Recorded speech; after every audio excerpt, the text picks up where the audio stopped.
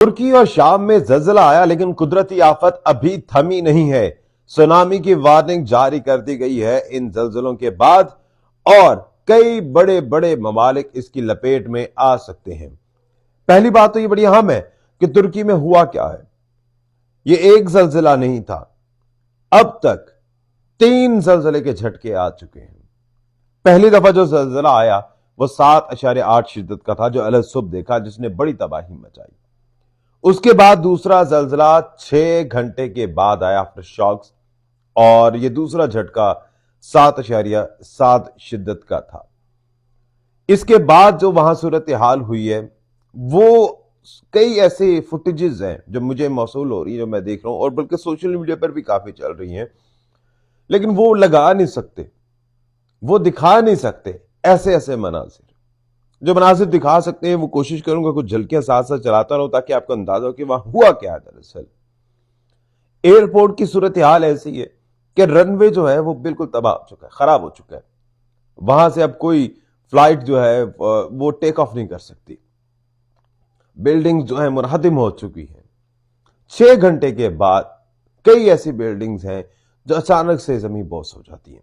خاص طور پہ یہ جو دوسرا جھٹکا لگتا ہے اس کے بعد کئی ایسی عمارتیں ہیں، کیونکہ وہ پہلے سے ہلی ہوئی ہوتی ہیں، جو پہلا اتنی بڑی شدت کا زلزلہ آیا تھا جس نے کئی عمارتوں کو منہدم کر دیا، کئی نقصان کیے، تو اس کے بعد کئی ایسی بلڈنگز تھیں جو سٹیبل تھیں، لیکن وہ چونکہ جھٹکے برداشت کر چکی تھی اور وہ ہل چکی تھی، وہ خستہ حالی کے شکار ہو چکی تھی، اور جیسے ہی دوسری دفعہ یہ جھٹکا لگا تو وہ جو ہے چھٹ سے زمین بوس ہو گئی۔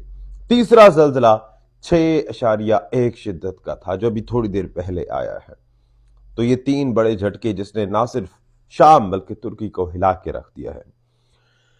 سونامی کی وارننگ جاری کر دی گئی ہے ان 3 زلزلے کے جھٹکوں کے بعد، اور کہا گیا ہے کہ یہ ایک ایسی خطرناک ویو ہو سکتی ہے جو کئی بڑے ممالک کو اپنی لپیٹ میں لے سکتا ہے۔ ایک ہائی الرٹ جاری کر دیا گیا ہے جس کی وجہ سے بہت سے ملک پریشان ہیں۔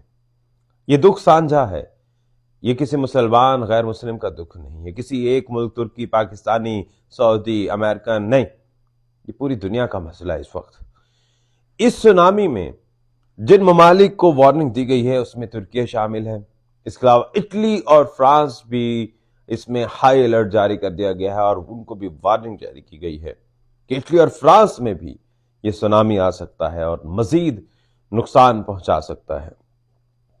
ترکی میں اب تک 1400 لوگوں کو زمین سے نکالا گیا ہے، یہ زندہ نہیں ہے، یہ دنیا سے جا چکے ہیں۔ شام میں اب تک 400 باڈیز کو نکالا جا چکا ہے، اور اس کے علاوہ 3000 کے قریب جو عمارتیں ہیں وہ منہدم ہو چکی ہیں ترکی میں۔ ہزاروں لوگ ابھی بھی زمین بوس ہیں، آپریشن جاری ہے۔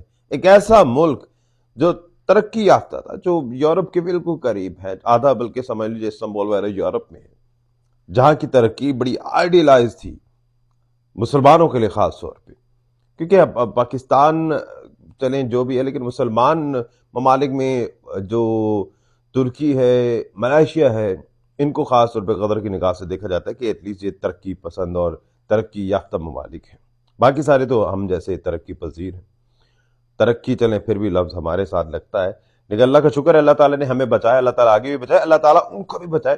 اور یہ جو سونامی والی وارننگ ہے، دعا تو یہی ہے کہ یہ ایسا نہ ہو، ظاہر ہے قدرت کے ہاتھ میں، لیکن وہ جو مناظر تھے وہ دیکھے نہیں گئے، لوگوں کی چیخو پکار، جب عمارتیں منہدم ہو رہی اور لوگ جو ہیں اپنے رب کو پکار رہے۔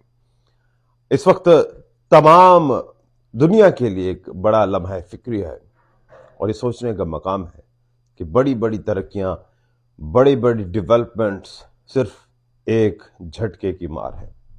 اللہ تعالی ہم سب کا حامی و ناصر ہو۔ دانش حسین کو اجازت دیجیے، اللہ نے کے بعد۔